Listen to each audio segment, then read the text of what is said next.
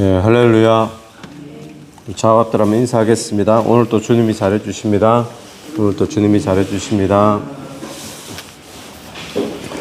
네, 오늘 예레미야 24장 1절부터 10절까지 말씀은 이 회복 그리고 은혜에 대한 이야기가 주제처럼 보입니다.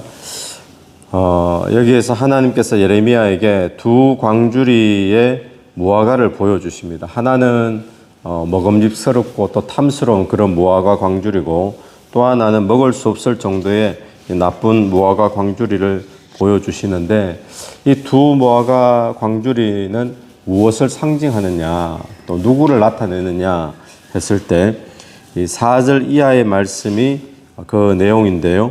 이 배경을 잠깐 보면 이 바벨론의 느부갓네살 왕이 이 남유다를 3번이나 침략합니다. 그리고 3번째는 나라가 이제 완전히 망해서 망하게 되어지는데, 오늘 이 본문에서는 2번째 침략을 하고 난 뒤에 많은 사람들을 포로로 느부갓네살 왕이 바벨론으로 끌고 가게 됩니다. 그리고 거기에 이제 왕도 포함되죠. 그래서 오늘 1절에 보면 바벨론의 느부갓네살 왕이 유다 왕 여호야김의 아들 여고냐와 유다 고관과 목공과 철공들을 예루살렘에서 바벨론으로 옮긴 후에, 그때 이제 무화과 두 광주리를 보여주셨다는 거죠.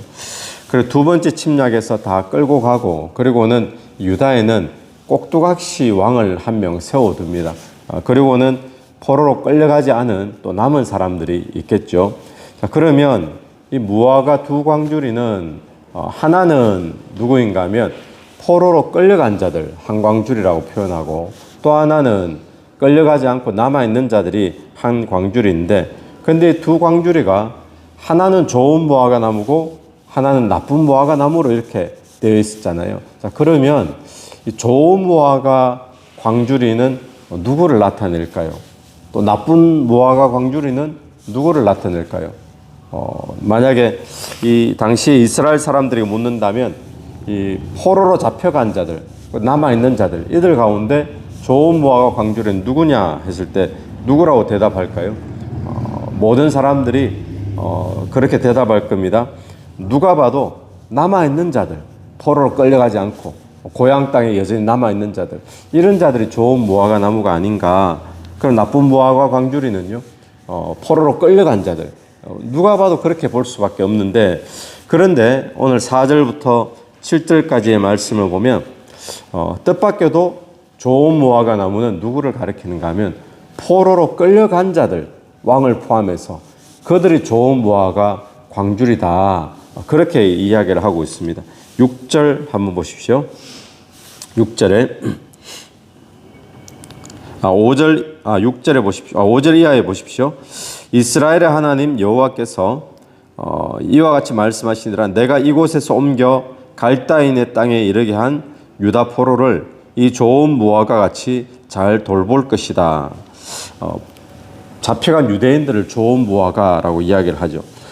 그리고는 6절과 7절에서 내가 그들을 돌아보아 좋게 하여 다시 이 땅으로 인도하여 세우고 헐지 아니하며 심고 뽑지 아니하겠고, 내가 여호와인 줄 아는 마음을 그들에게 주어서 그들이 전심으로 내게 돌아오게 하리니 그들은 내 백성이 되겠고 나는 그들의 하나님이 되리라. 그러니까 돌아오게 하겠고, 이들이 하나님을 알게 되고 하나님께서 백성으로 삼아주겠다, 나는 그들의 하나님이 되어주겠다, 이렇게 이야기를 하고 있습니다. 이것이 이제 오늘 본문의 핵심입니다. 자, 그러면 우리가 여기서 한번 질문할 수 있는 것은 이겁니다. 이 포로된 자들이 좋은 무화과가 된 이유는 뭘까? 보통 생각할 때는 고향 땅에 남아있는 사람, 안 잡혀간 사람, 그런 사람들이 복이잖아요. 그런 사람들을 좋은 무화과 광주리로 표현하면 쉽게 납득이 될 텐데, 근데 포로로 끌려간 자들을 좋은 무화과다라고 이야기하면서, 그럼 그들이 그렇게 좋은 무화과가 된 이유는 무엇일까? 근거는 무엇일까요? 하나님께서 무엇을 기준으로 포로로 끌려간 자들을 그들을 좋은 무화과다 이렇게 말씀하실까요? 기준은, 이유는 모른다라는 거예요. 모른다. 기준이 없다라는 겁니다. 이 예레미야가 전에 나라가 망하고 포로로 끌려갈 것이다 예언을 하긴 했지만, 그러면 그럼 지금 이렇게 포로로 끌려간 자들이 자기가 자원해서 포로로, 의지적으로 포로로 끌려간 것이 아니잖아요. 또 남아있는 자들도 자원해서 의지적으로 남아있었던 것이 아니죠. 그런데 누가 봐도 안 됐다라고 생각하는 포로로 끌려간 자들이 하나님은 이들을 좋은 무화과로 여기셨다라는 거예요. 그러면 포로로 간 자들은 남아있는 자들보다 하나님 보시기에 더 착한 사람일까요? 더 나은 사람일까요? 그렇지도 않다는 겁니다. 그럼 남아있는 사람은 포로로 끌려간 사람보다 더 악하고 나쁜 사람이라서 나쁜 무화과로 이야기했을까요? 그것도 아니라는 거예요. 이유는 한 가지입니다.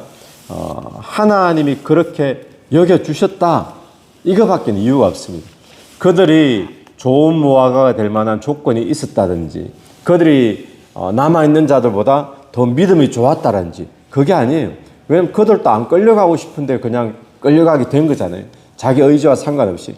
그들이 뭘 했고 어떤 조건을 갖췄고 자격이 있고 이런 것이 아니라 단지 한 가지, 하나님께서 포로로 끌려간 자들을 그들 좋은 무화과로 여기신 거예요. 남아있는 자들은 나쁜 무화과로 여기신 거죠. 그래서 이들을 어떻게 하신다 그러죠? 6절에 보니까 그 좋은 무화과로 여기고 포로로 끌려간 자들을 돌아보아 좋게 하고 다시 이 땅으로 인도하여 세우고 헐지 않고 심고 뽑지 아니하고 하나님이 돌보시고 뽑지 않고 다시 이 땅으로 돌아오게 하겠다라고 이야기를 하는 거죠. 무엇 때문에요? 하나님이 단지 그들을 좋게 여기신 거예요. 이걸 우리는 우리 신앙생활에도 똑같습니다. 하나님께서 우리를 구원하신 것, 우리가 세상 사람들보다 도덕적으로 나아서 그렇습니까? 어떤 자격이나 조건을 갖추어서 그렇습니까? 아무것도 아닙니다. 하나님이 단지 우리를 그렇게 부르시고 여겨주시고 또 예수 그리스도를 믿게 하시고, 이걸 우리는 한마디로 뭐라고 표현합니까? 하나님의 은혜다라고 이야기해요. 은혜다. 그러니까 이들도 좋게 여긴 이유, 하나님의 은혜로밖에 설명이 안 되죠. 자, 누가 봐도 남아있는 자들을 좋은 무화과, 또 포로된 자들을 나쁜 무화과, 이렇게 이제 생각하기가 쉬운데, 그런데 오늘 본문을 보니까 이게 뒤집어지죠. 포로로 잡혀간 자들이 좋은 무화과로 여겨지고 남아있는 자들이 나쁜 무화과로 여겨진다는 것. 우리가 우리의 삶을 보면 이런 경우들이 많은 것 같아요. 우리의 삶에 편안한 삶을 사는 사람, 부한 삶을 사는 사람, 또 건강한 삶을 사는 사람, 이런 삶을 보면 우리는 복받은 사람이구나 이렇게 생각하기 쉽고, 또 거꾸로 가난한 사람, 고난 있는 사람, 또 병들어 힘든 사람, 이런 사람 보면 복이 아니라고 생각합니다. 그런데 하나님의 해석은 사람과 때때로 정반대일 수가 있다는 것을 기억해야 됩니다. 언제 그럴까요? 우리에게 필요한 것은 하나님의 은혜입니다. 내가 만약에 편안한 생활 때문에, 건강하고 부유한 생활 때문에 하나님의 은혜를 사모하지 않고 그 삶에 하나님의 은혜가 없다면 그 건강함, 부유함, 그 편안함, 이것이 오히려 복이 아니라 저주가 될 수 있다는 거예요. 그런데 때로는 가난하고 병들고 때로는 우리의 삶이 고달프지만 그것 때문에 하나님의 은혜를 사모하고 은혜가 우리 삶에 머물게 된다면 그것이 우리에게는 복인 줄로 믿습니다. 그러니까 오늘 이 본문에서 우리에게 하나님의 전적인 은혜 베풀어 주심을 이야기하는 거죠. 포로로 잡혀갔는데 자기 의지로 잡혀간 것도 아니고 가기 싫어서 잡혀가는 사람들이지만 하나님은 그들을 좋은 무화과로 여기셨던 것처럼, 또 그들에게 하나님의 은혜가 머물렀던 것처럼 오늘도 저와 여러분의 삶에 하나님의 은혜를 사모하십시오. 하나님의 은혜가 머무는 삶이 되길 바랍니다. 그러면 가난할지라도 삶이 고달플지라도 하나님의 은혜가 있다면, 그것 때문에 하나님의 은혜를 구할 수 있다면 그것이 우리에게는 복인 줄로 믿습니다. 또 하나 우리가 보는 것은 7절 말씀을 주목해 보는데요. 7절을 보면 내가 여호와인 줄 아는 마음을 그들에게 주어서 그들이 전심으로 내게 돌아오게 하리니 그들은 내 백성이 되겠고 나는 그들의 하나님이 되리라. 여기 보면 참 또 은혜를 발견하는 것은 뭔가 하면 너희가 하나님의 마음을 품으라 라든지 하나님의 마음을 품도록 노력해라 라고 하지 않고 7절은 뭐라고 이야기합니까? 내가 여호와인 줄 아는 마음을 그들에게 주어서, 우리가 그걸 갖는 겁니까? 하나님이 주시는 겁니까? 하나님이 주시는 거예요. 오늘 우리에게도 하나님을 알고자 하는 여호와인 줄 아는 마음을 하나님이 우리에게도 주시는 이 아침이 되기를 바랍니다. 이게 은혜라는 겁니다. 우리 보고 그 마음을 너희들이 갖도록 노력해라, 열심히 해라, 이게 아니라 하나님이 포로된 그들에게 좋은 무화과를 여기시고는 그들에게 마음을 그들에게 주시겠다는 거예요. 그러면서 돌아오게 하겠고 그들은 나의 백성이 되고 나는 그들의 하나님이 되겠다라고 이야기를 하고 있는 거죠. 여러분, 오늘 또 우리에게 하나님의 은혜가 필요한 줄로 믿습니다.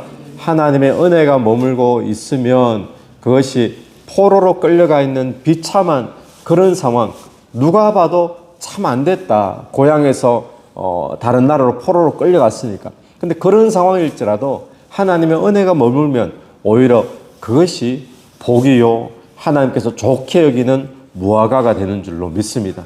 오늘 또 우리의 삶에 어떤 상황이냐, 어떤 환경이냐, 이것보다 더 중요한 것은 하나님의 은혜가 있느냐 없느냐. 그 은혜를 사모하십시오. 또 그 은혜를 구하십시오. 하나님, 나에게 은혜가 필요합니다. 그렇게 나아갈 수 있는 오늘 하루가 되기를 간절히 바랍니다. 같이 기도드리겠습니다. 하나님 아버지, 은혜를 감사합니다. 주님, 참으로 자격이 되고 조건이 되어서 하나님께서 저희들을 자녀 삼아 주신 것이 아니라 우리가 예수 믿고 하나님의 자녀 되고 구원받은 것, 전적인 하나님의 은혜인 줄로 믿습니다. 하나님의 은혜가 머물지 않는다면 부하게 살고 편안하게 살고 건강하게 사는 것, 오히려 은혜를 사모하지 않게 만든다면 복이 아닌 줄로 믿사오니 오늘 우리가 어떤 환경과 어떤 어려움 속에 산다 할지라도, 포로처럼 비참한 환경 가운데 산다 할지라도 하나님의 은혜가 머무는 삶이 되기 위해 주께 은혜를 간구하며 나가는 하루 되게 도와주옵소서. 이 새벽에도 기도하며 나갈 때 기도 속에 하나님께서 역사해 주시기를 간절히 원합니다. 예수님 이름으로 기도드립니다. 아멘. 오늘도 예수 이름으로 승리하시는 하루 되기를 바랍니다.